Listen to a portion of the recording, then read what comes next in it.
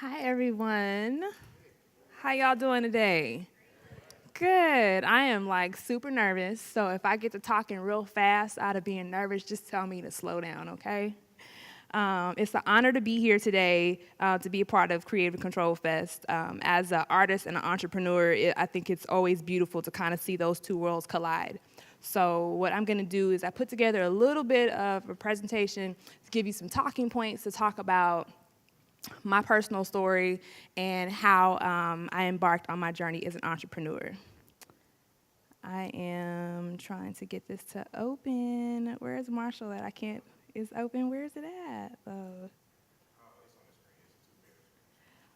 That's fancy. I can't. Do I just hit the arrow? Okay. It's not doing nothing though.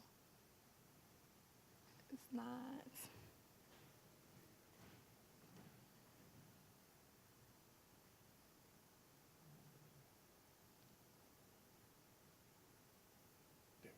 Okay.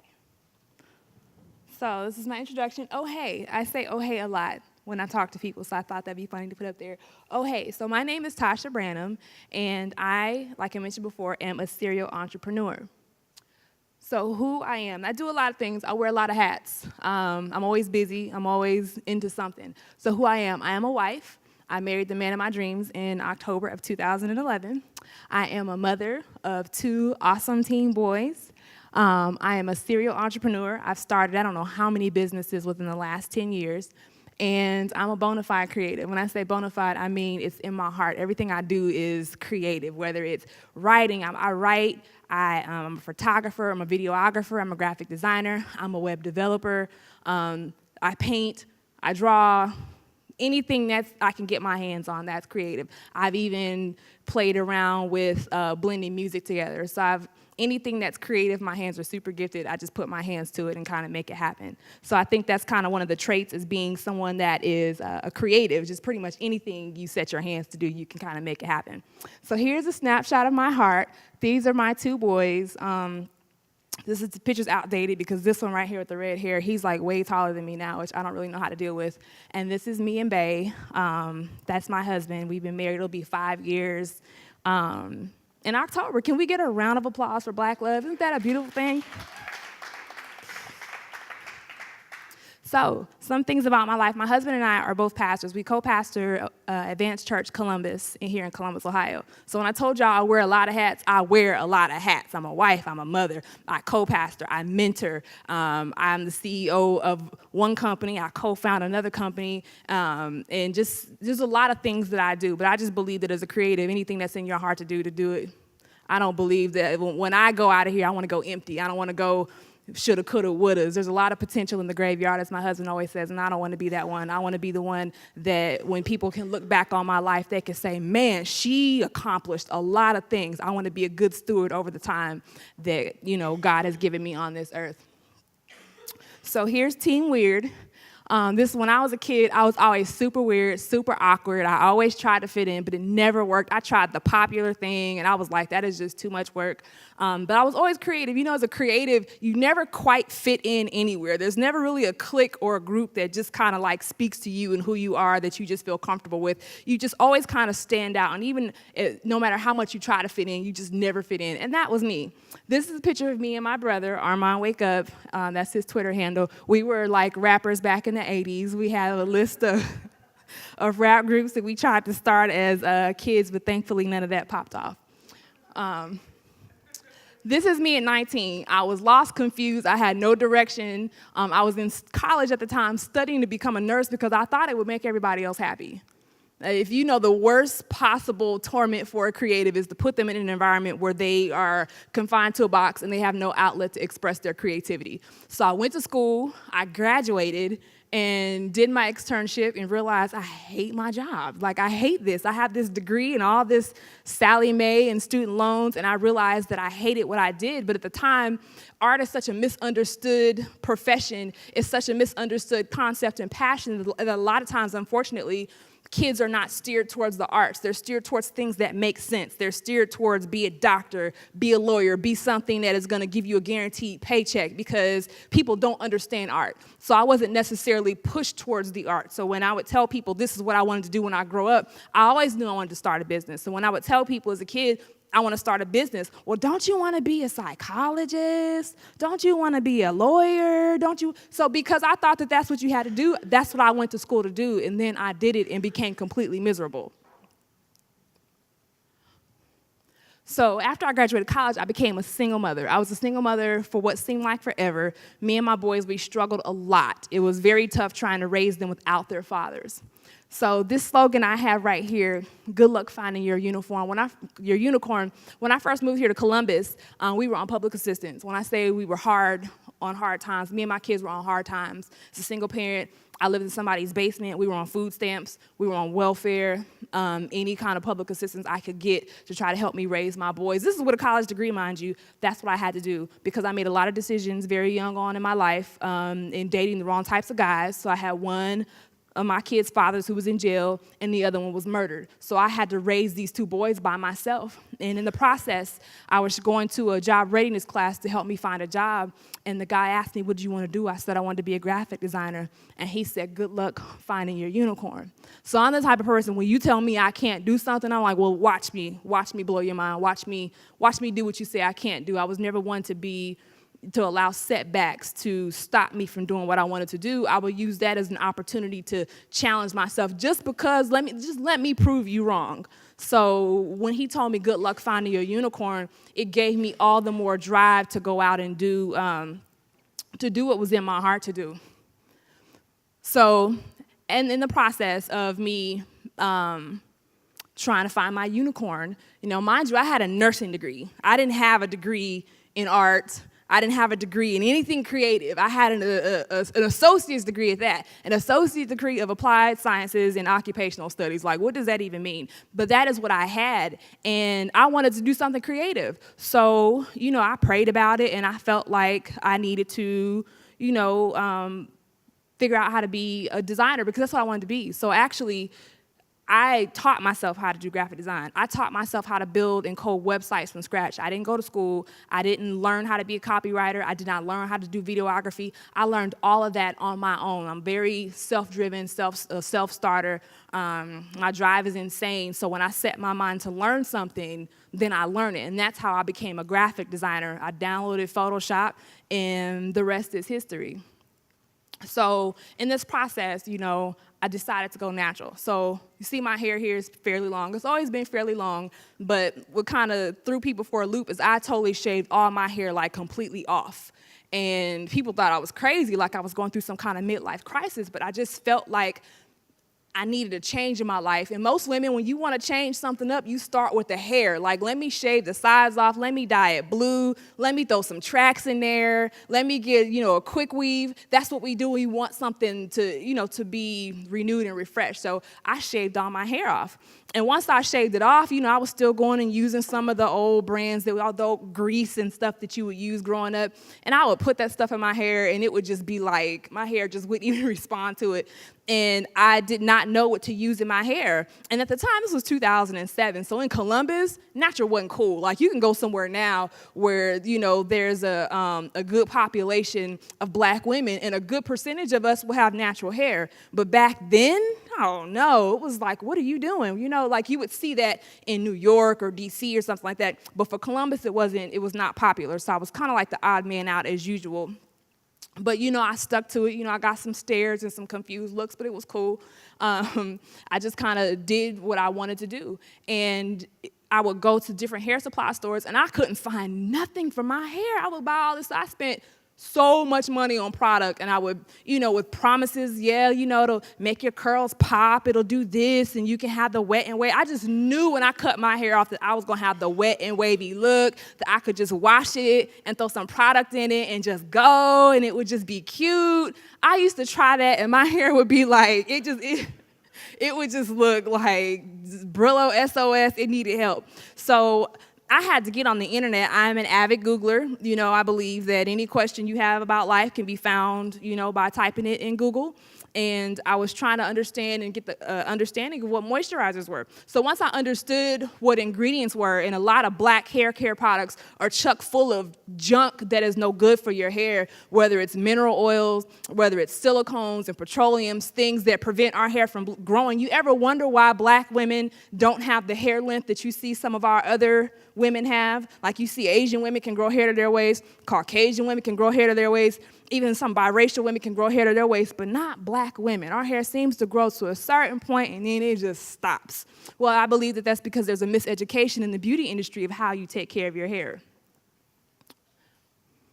So I searched high and low for products that work for my hair. Now, 2007, 2008, when you would see black women in the media, if we were in the media, we would have the beautiful ringlets. And no shade to if you have ringlets. I don't have ringlets, so I couldn't find nobody that was being advertised, whether it was through, I'm not going to drop names, but through any other, hair care brand that you can find in your local hair care aisle that looked like me. So I would buy the products, but I would get it wouldn't do anything for me. So I searched high and I searched low. I spent money ordering stuff online, whether it be major brands or people making stuff out of their house, and I just couldn't find anything that would work for my hair. And these emojis right here is the real truthness. Anybody that has ever gone natural, you have made this face in the mirror because your hair make you want to give up on life, make you want to question who you are. It just make you depressed and sad. Like, I'm not even happy no more because I got to try to detangle and wash this hair. So that's this experience. I still experience that a lot just because natural hair is a different beast.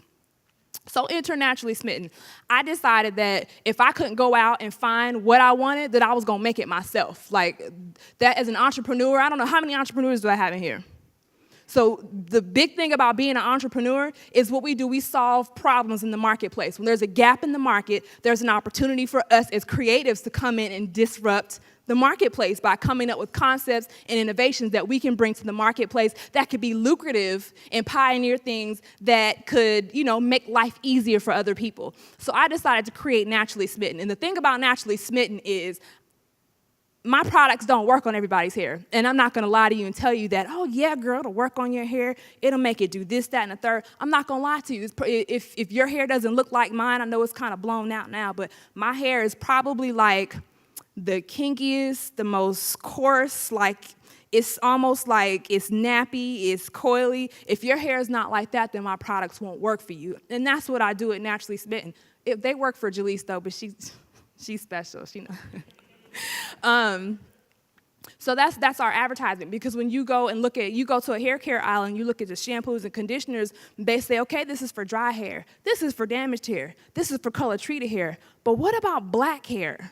What about for the molecular structure for my particular hair strands? Do you understand my hair? Do you understand what it takes to make my hair moisturized? How can I make my hair grow and be healthy? There's such a miseducation of black hair care that I decided when I made Naturally Smitten that I was going to tell people the truth whether you liked it or not. And I'm going to tell you that your hair will never look like that. Let's set some realistic expectations. Your hair is never going to look like that because that's not your curl pattern. Or your hair may not ever grow to your waist because that's not in your that's not in your gene pool. But there's brands out there that say if you use our products, we'll grow your edges. Well, if you don't have edges genetically, no product is going to create some hair follicles you don't have. So our model is to really is to encourage women to love the hair that they were created with. So with Naturally Smitten, as an artist, I designed each one of these products.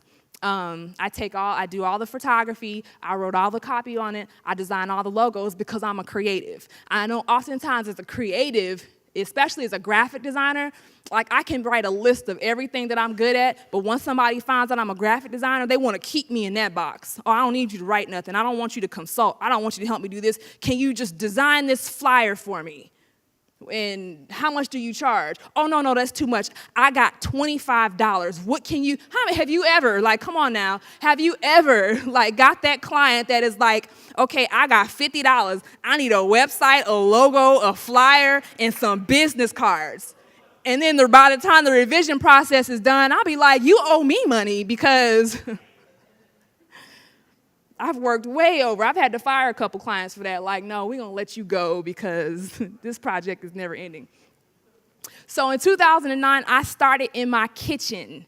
making products. The same kitchen we would cook Thanksgiving dinner in, the same kitchen I would use my Keurig at the top picture up there is the same kitchen that I used to make products because I needed a solution for this hair, and because it didn't exist, I had to create it. So in 2009 is when I actually started making products. And let me tell you, just being a creative, there's so much stuff you can do. I got D's in science. Like, I know that's real scary. Like, I actually make products today and have formulations that are all over the world, but I got D's in science and maybe a couple F's. But just when you creative, when you set your mind to something, when you apply the research, the trial and the error, you can create whatever you want with your hands. And that's basically what I did. So in 2009, I started making products in my kitchen. And in 2014, I had the opportunity to go to Walmart. Now, here I am on Facebook, scrolling through my Facebook feed, and I see this advertisement through Black Enterprise magazine that says that Walmart is looking for products by minority women that are manufactured in America. Click this link and submit your products. I was like, cool. Let's see what happens. You know how you see stuff online, enter to win this, and you know you're not going to win, but you just do it anyway, just in case it's your day. So I started submitting the products online, and they were like, well, what's your annual revenue? I was like, they're really not going to pick me because I make stuff in my kitchen, so I really don't make any money. I'm actually in the red. And then they had the audacity to ask me, what products do we currently carry that you would consider like your competitor? So I'm listing products, but I'm like, man, now these products I done seen all over the world. You actually got me comparing myself to these other reputable, successful brands. I'm all in my insecurities and all in my feelings at this point. So I submit the application and shut the computer. I don't even want to look at this no more because I already know that they're going to email me back with emojis and laughing and just be the laughing stock of Walmart, forwarding emails like, do you see she thinks that she could get up in here? So anyway, a month later, I got an email from Walmart that says, hey, we want you to come to Bentonville. Why? Because we want you to pitch to our buyers. I was like, what? It was surreal to me. So I didn't have the money to go because, again, I make stuff in my kitchen. So what did I do? I set up a GoFundMe, which I didn't think that I was even going to raise the money because I'm a huge introvert, so I don't really have a whole lot of friends. When you start, when you don't have a lot of people in your circle, you realize how much more people you need in your circle when you need help. So I put this GoFundMe up, which means I had to ask for money again and again and again, which was really hard for me because I don't like asking the first time. So then you put on asking 20 more times. It was real hard. But, we raised the money and we gassed up my Mazda and we drove 16 hours in July to Bentonville, Arkansas. And let me tell you about intimidation. I sat in a room that was a theater size. It had about 500 to 1,000 other brands there, but I was sitting next to people that was representatives for Johnson & Johnson, that was representatives of Amy's, and just so many other amazing Procter & Gamble, major brands. I was sitting in there and I'm sitting up here, I'm literally in there scratching my head, this is not real. Do they know who I am? Did I accidentally press an extra zero somewhere in the application where they thought that I said I made $100,000 last year when I only made $100 last year? Do they know who I am? And it was real intimidating, but at the same time, I had to say, you know what? I don't feel like God makes mistakes. I feel like I'm here, that I was purposed to be here, so let's just see what's going to happen. And then, they get up there and get to talking about the day and everything, and then they say, okay, so, you can go back to the hallway and see what time your scheduled appointment is to meet with the buyer. Guess what time my appointment was? It was the very first one. So I'm in the hallway. You know how you get that feeling in your stomach and you just start pacing you're nervous. You don't know if you're going to mess up. Am I prepared for this? But the beauty is, prior to me going to Walmart, I had the privilege of being able to speak with a lot of people that were in the buying industry. So I actually came to Walmart, and I actually blew their mind because I had such a well put together presentation about, okay, this is why you need our products on your shelf. This is what we can do for you, Walmart. You're behind the curve in the natural hair care category. This is why you need to embark on putting Naturally Smitten on your shelves. This is what you can do to give you better leverage over your competitors such as Target, Walgreens and CVS. I went in there talking like I had all the confidence in the world, but on the inside, I was like, girl, they don't believe you. You don't know what you're talking about. But, once I gave them the meeting, they were like, well, we'd like to move forward. We'd like to have your product in about 300 stores about this time next year.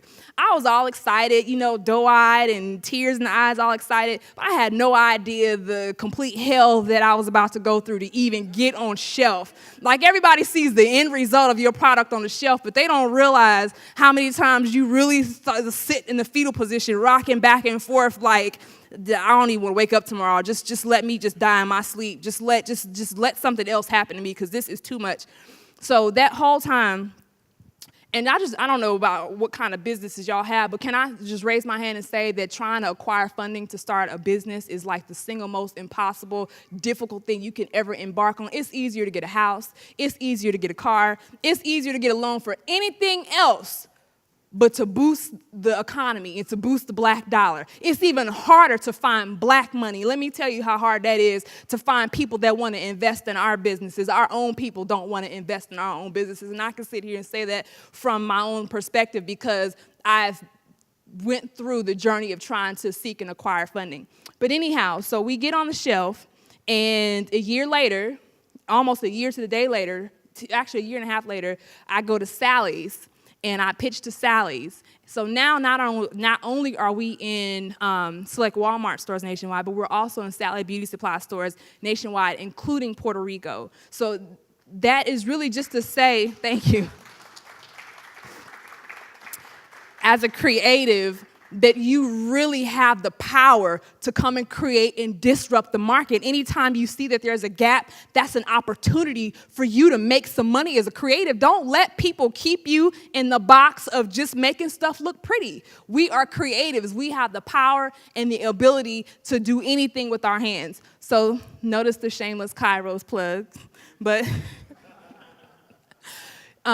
anytime I go and see my products in the store today, it's completely surreal. When you walk down the aisle and you see people smelling your product and sticking their fingers even in it, even though they're not supposed to, because I got to pay for all them damages. But it's a surreal feeling, and it makes you feel real good, and it makes you feel accomplished, like you've done something. So the beauty about Naturally Smitten is where I came to disrupt the beauty care industry is that people that look like me, I know Team Melanin is kind of popular right now, but brown skins ain't always been popular. Nappy heads ain't always been popular. You have to be a little light skin with the good hair. But we come to disrupt the market because what we come to do is to create a voice for those that's got hair like this. We've come to be the voice for those that's got skin that looks like this, so that we can teach you to help you to embrace who you are. I can't tell you how many times in meeting with investors and other people that have wanted to partner with my company that I've had to tell them, no, I will not change my formula to make them cheaper so that we can increase the profit margin. My ingredients are what they are, and I will keep them plant-based. No, I will not buy a base of something that's pre-made and put my name on it just to sell this to customers. Those are things that I am unwilling to compromise on. No, I will not try to come out with a product line that fits all hair textures. There's enough brands out there that'll feed that to you anyway. I'm here to represent those that have the type 4, which is a coarse, coilier textured hair.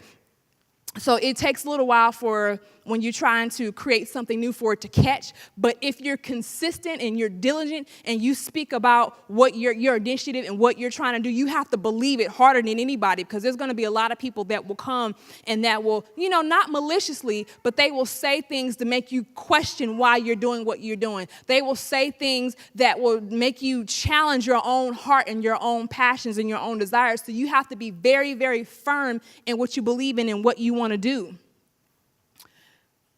So I use my creativity to fill a gap in the market. There was a gap in the natural hair, the hair care market in general, and I decided that I was going to take the plunge and fill it. We're the first brand to innovate the black hair care industry. No other brand on any product shelf says that I only work for kinky hair. I only work for coarse hair. They'll say we work for curly hair, straight. We work for everything. Not even possible. If you know the molecular structure of hair and how type 4 hair is resistant to moisture, that automatically says that I cannot use a light moisturizer because my hair is automatically going to resist whatever I put on my hair. So you have to You have to be truthful to your customers, I believe, in order to build a solid following and to build that trust and community between you and your brand. So basically, I made a decision. It wasn't an easy one, but I did. I could have waited for someone else to create what my hair needed, or I could create and disrupt the black hair care industry by creating the products myself, and that's what I did. We are educating women about hair and beauty while encouraging them to embrace the beauty care embrace what the beauty care industry has told us was detestable. We have been told that our lips are too big. We've been told that hips, no, you too big in the hips. No, your eyes are this. You got cheekbones. You got big nose. And now what do we see? An influx of people trying to look like us. So I encourage people to embrace, to love you who you are, love your beauty, love your blackness, love your melanin, because there's only one you, and you can't be duplicated, and you can't be told anything else other than the truth about who you are. So my question is, are you the 99% or are you the 1%? Now, what I mean about that is, I believe that you have people like Steve Jobs that come, and he basically disrupted the computer and phone industry by his innovation. Apple's slipping a little bit right now because he ain't here no more, but I believe Apple is gonna get it together. But Team Apple, you gotta let Android know. But so you have people like Steve Jobs that come, and he sees an opportunity, and he innovates, and he creates, and he fills the gap, and he solves the problem. The 99% of people will say, that's the issue. We just gonna sit here and talk about it.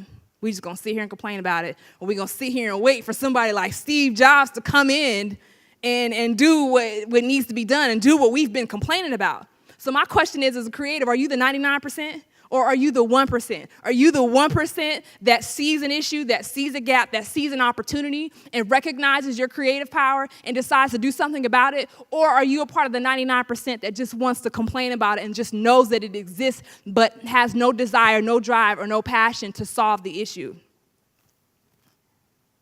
Don't let them, when I say them, I mean non-creatives, keep you in a box. If your mind can imagine it, your hands can create it. And that's what I believe. I believe if there's anything, that's why I'm a serial entrepreneur, because I'm always looking for an opportunity. Not to make money, I'm not money hungry, but I have the ability to create businesses off the top of my head. I have a list of businesses in my phone, and as the opportunity, the funding, and the time come available, I'll just continue to cross them off one by one by one. I've started many businesses and failed at many businesses, but I believe as a creative, it's always gonna be in me to either create them myself or suggest them to other people. I mentor people a lot, I consult with people a lot, and I help people to pursue what they're passionate about, because sometimes people just don't know how to take that next step and to go out and do what's in their heart to do.